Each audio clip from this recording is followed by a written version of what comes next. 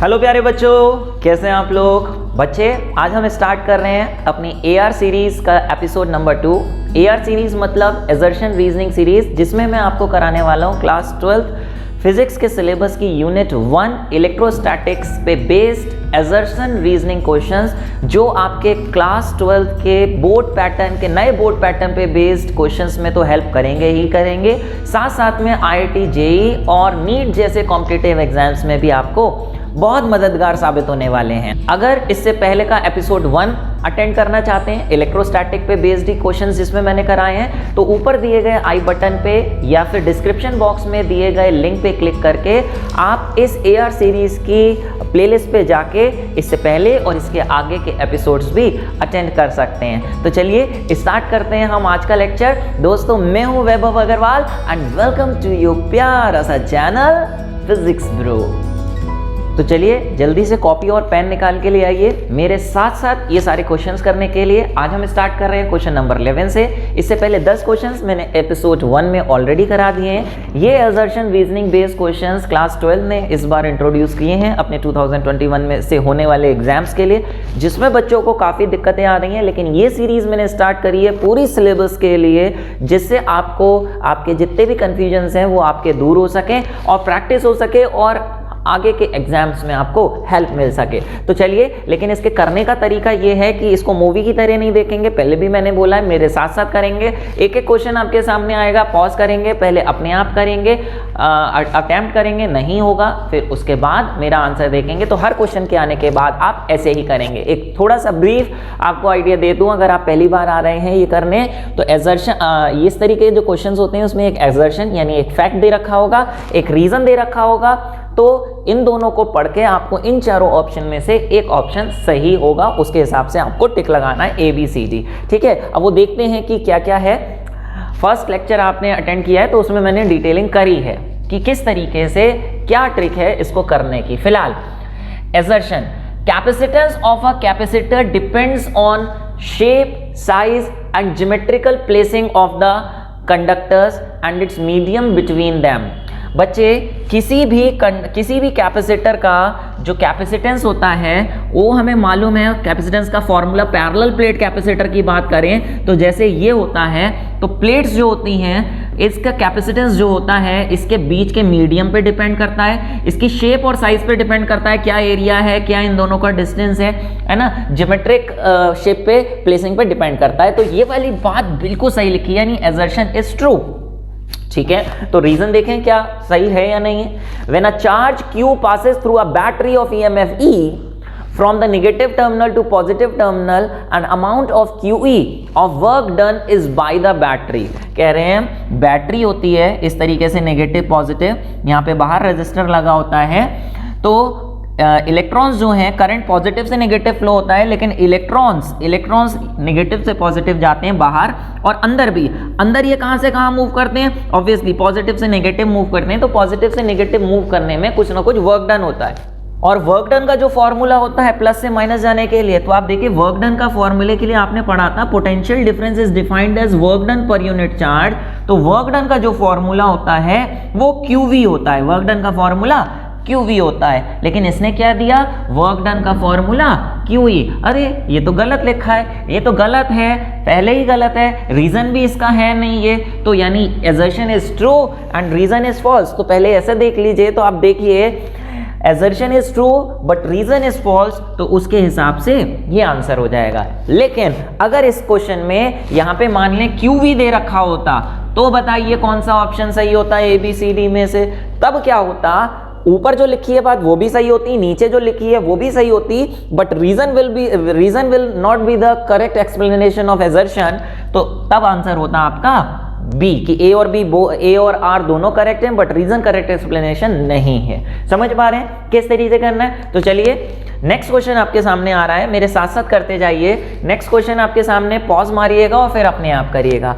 A dielectric slab is inserted between the plates of isolated charge capacitor. ये लीजिए charge capacitor के plates के बीच में ये इस तरीके से चार्ज है प्लस Q माइनस Q, इसके बीच में एक डाई इलेक्ट्रिक स्लैब रख दिया। ठीक है, charge on the capacitors will remain same. क्या चार्ज सेम रहेगा?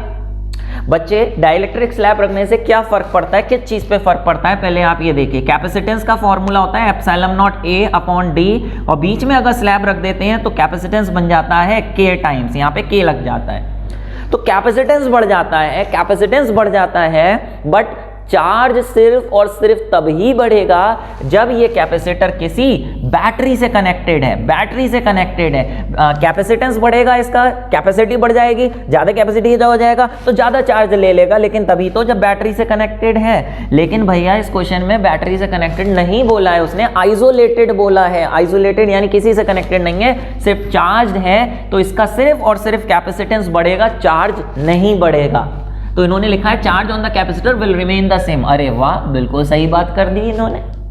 तो रीजन देखिए क्या लिख के दे रहे हैं, charge on isolated system is conserved. Yes, isolated system है, अलग से कैपेसिटर रखा है, तो ना चार्ज गेन होगा ना लूज होगा, तो charge will remain the same. बिल्कुल सही बात लिखी है और यही इसकी करेक्ट एक्सप्लेनेशन है। यानी A and R both are correct and R is the correct explanation of assertion, that's why A will be the correct answer. बात समझ पा रहे हैं कि नहीं समझ पा रहे हैं? ठीक है, तो ये कर लीजिए, ये हो गया।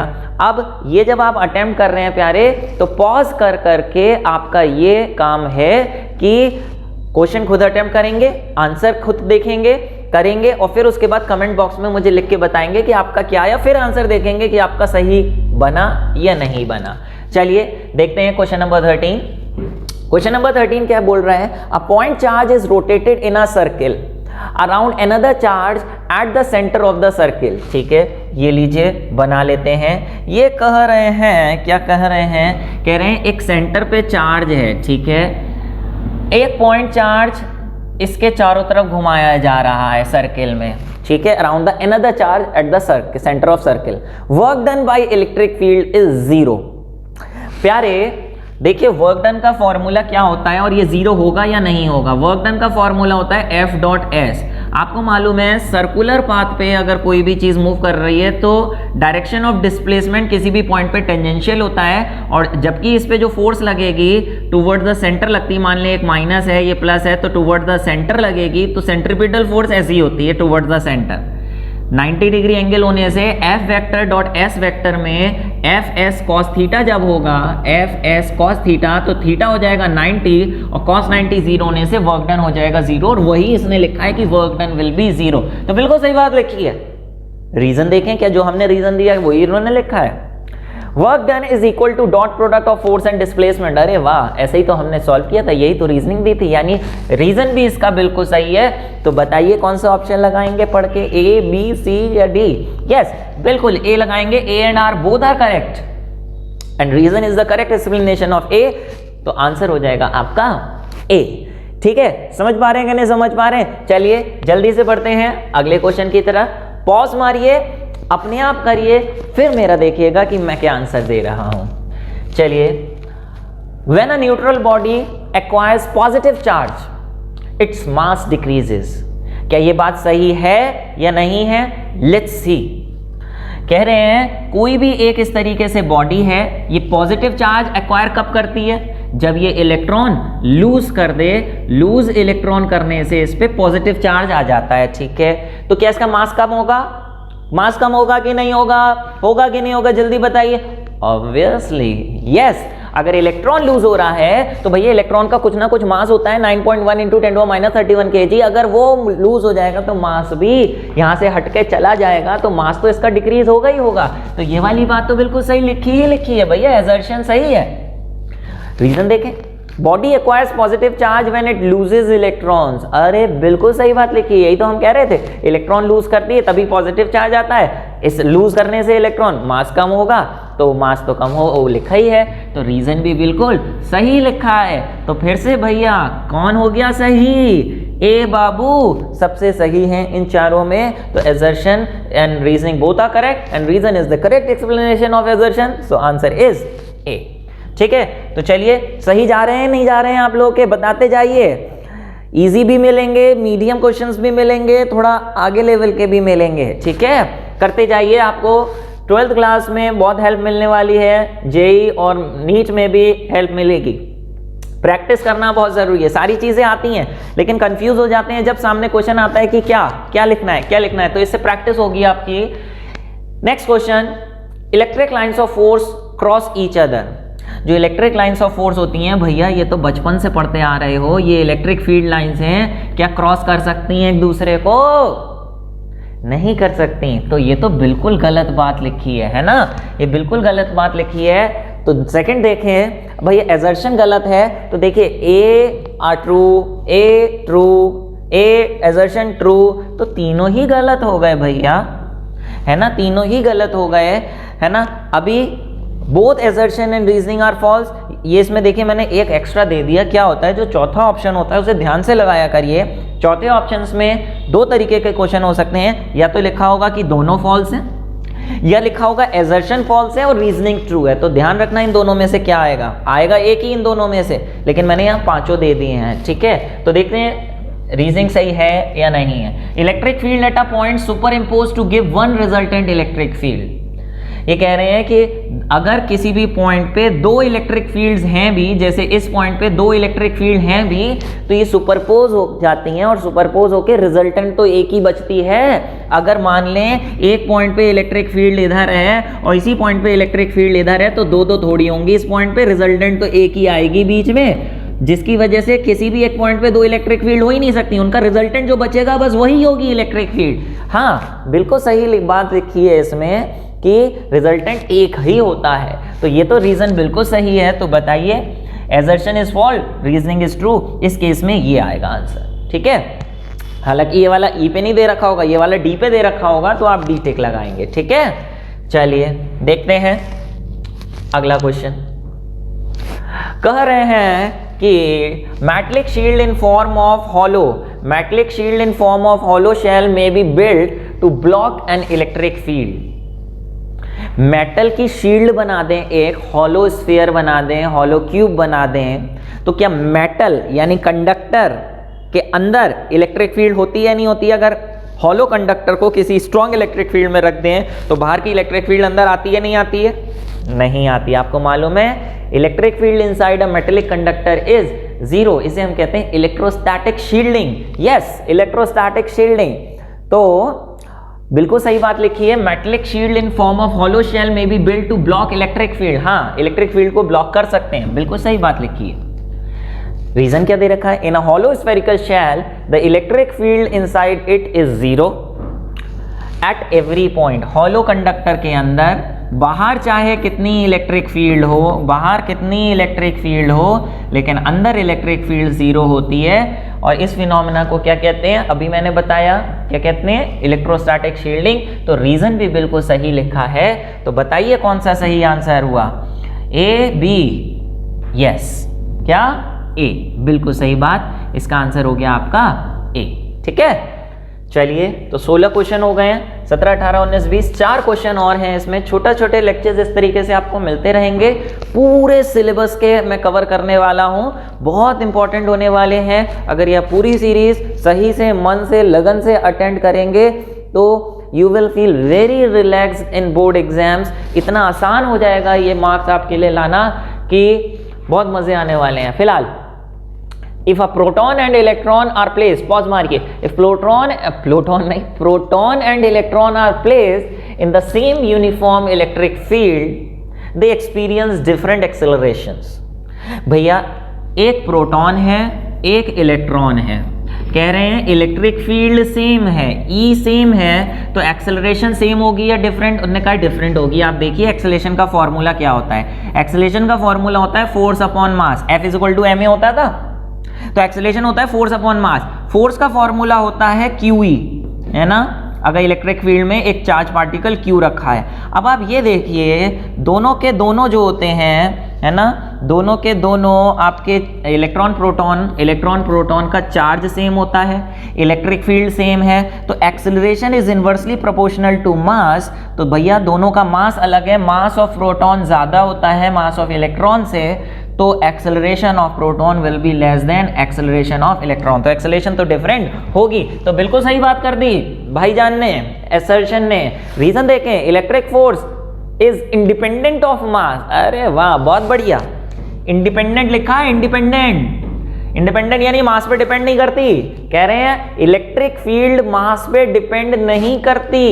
हाँ भैया, इलेक्ट्रिक फोर्स की बात करें तो फोर्स जो है, इलेक्ट्रिक फोर्स का फॉर्मूला होता है आपका QE, चार्ज पे डिपेंड करती है, इलेक्ट्रिक फील्ड पे डिपेंड करती है। बिल्कुल सही बात कर रहे हैं, इलेक्ट्रिक फोर्स मास पे डिपेंड नहीं करती।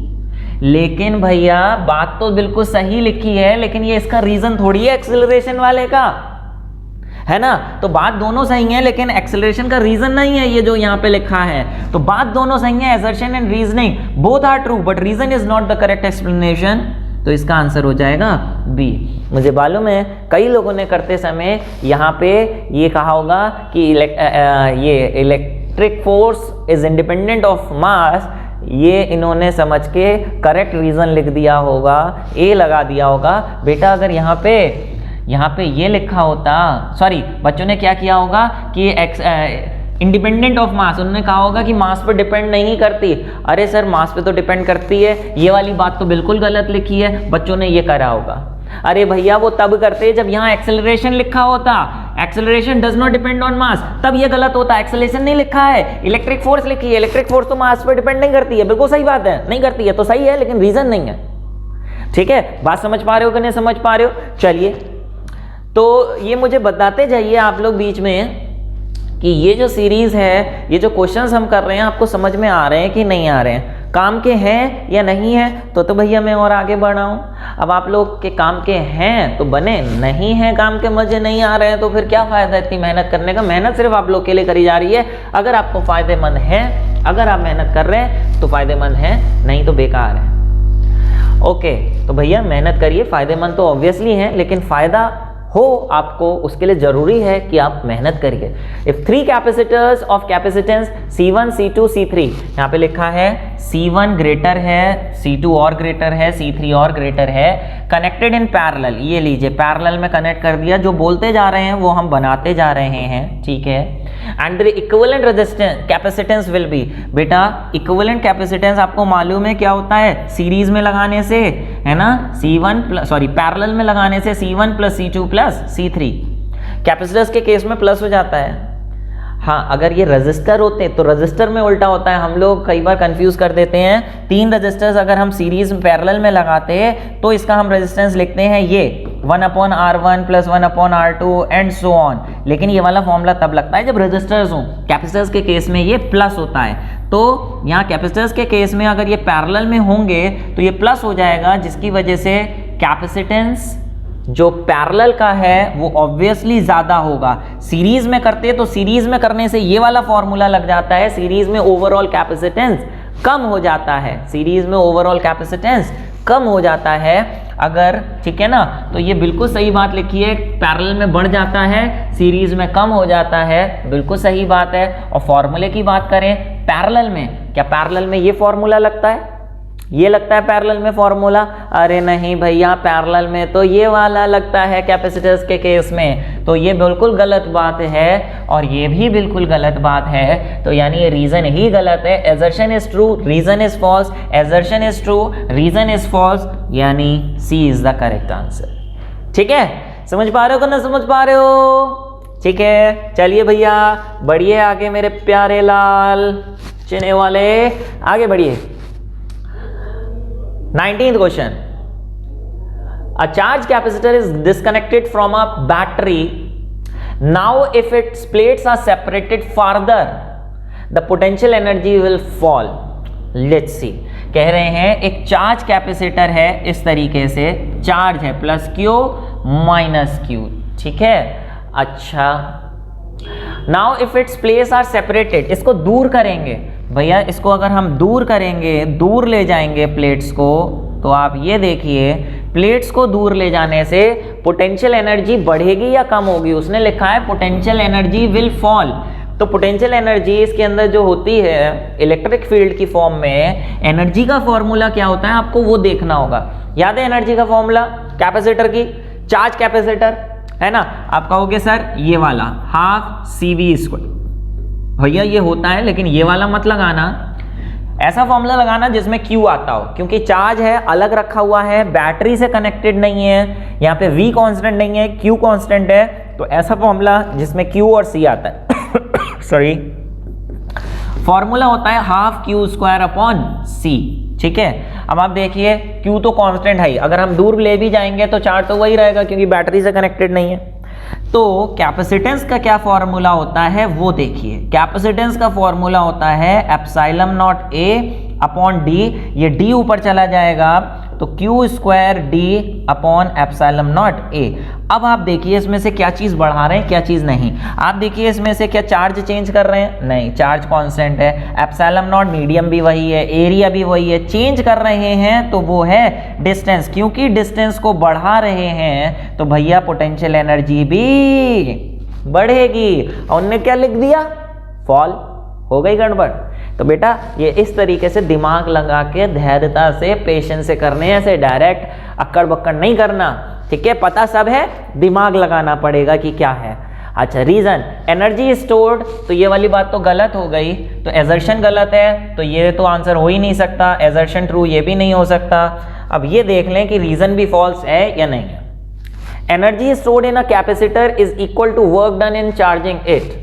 बेटा किसी भी कैपेसिटर को जब हम बैटरी से कनेक्ट करते हैं तो बैटरी इसमें चार्ज भेजती है, बैटरी इसमें चार्ज भेजती है और चार्ज भेजने में बैटरी कुछ वर्क करती है और वही वर्क इसमें एनर्जी की फॉर्म में स्टोर होता है।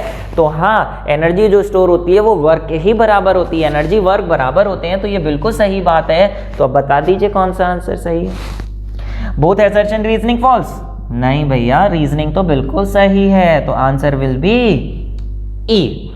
बात समझ पा रहे हो कि नहीं समझ पा रहे हो? चलो भैया फाइनली आ जाओ आज के लास्ट क्वेश्चन पे। क्या है लास्ट क्वेश्चन से पहले बता दूं, ये जो पूरा मैंने आपके क्वेश्चंस दिए हैं ये 10 क्वेश्चंस आपको नीचे लिंक में PDF की फॉर्म में मिल जाएंगे, अगर आप डाउनलोड करना चाहते हैं तो डाउनलोड कर सकते हैं। फिलहाल पॉज मारिए, अब आखिरी क्वेश्चन करिए, देखिए आखिरी क्वेश्चन क्या करते हैं और आंसर मुझे टाइप करके बताइए कमेंट बॉक्स में। A and B are two conducting spheres of same radius। अच्छा ये लीजिए बना लिया, A and B two conducting spheres of same radius,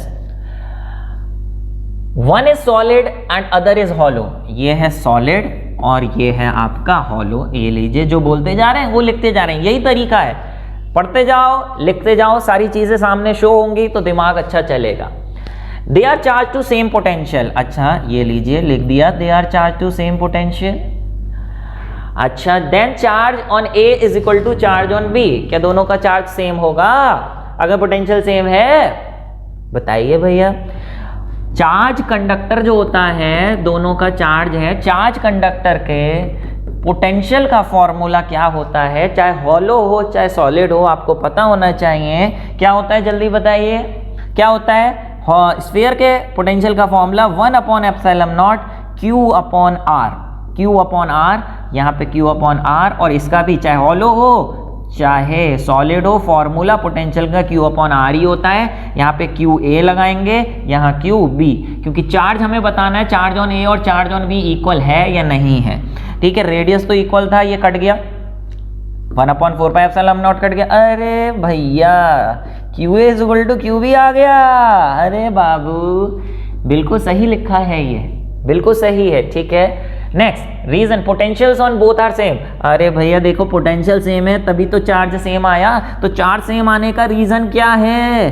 potential same होना। तो क्या ये सही लिखा है? बिल्कुल सही लिखा है, यानी assertion and reasoning both are correct and reasoning is the correct explanation of A।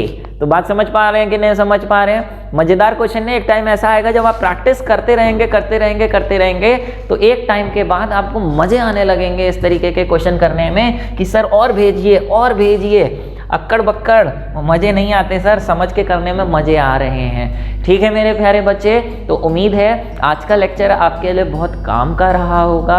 यहाँ तक पहुँचे हो तो काम का तो रही होगा, जो यहाँ तक नहीं पहुँचेगा उसके किसी काम की कोई पढ़ाई नहीं है। आखिरी तक देखा है तो काम का रहा होगा, तो एक लाइक बटन जरूर दबाइए, और अगर आप नए आए हैं और अभी तक आपने शेयर नहीं किया है ये वीडियो और सब्सक्राइब नहीं किया है तो सब्सक्राइब जरूर करिए, और जितने ज़्यादा फ्रेंड्स से अगर आप शेयर कर सकते हैं तो शेयर करिए, दूसरे का भी फायदा होगा और हमें भी आपकी इस तरीके से सपोर्ट मिलेगी। तो चलिए मिलेंगे फिर किसी दूसरे लेक्चर में। ऊपर आई बटन पे दिए गए लिंक पे क्लिक करके, डिस्क्रिप्शन बॉक्स में दिए गए लिंक पे क्लिक करके आप इसकी प्लेलिस्ट में जा सकते हैं, जिसमें पूरे सिलेबस के आपको AR क्वेश्चंस मिलेंगे। AR सीरीज का फ़ायदा का लुत्फ आप उठा सकते हैं। तो चलिए फिलहाल अगला लेक्चर अटेंड करने के लिए आप आगे एंड स्क्रीन पे आपको दे रखा है, वहाँ पे जाके भी आप क्लिक कर सकते हैं। मिलेंगे किसी दूसरे लेक्चर में। जब तक के लिए stay happy, stay healthy, stay blessed and मेरी तरफ से आपको आपके एग्जाम्स के लिए ऑल द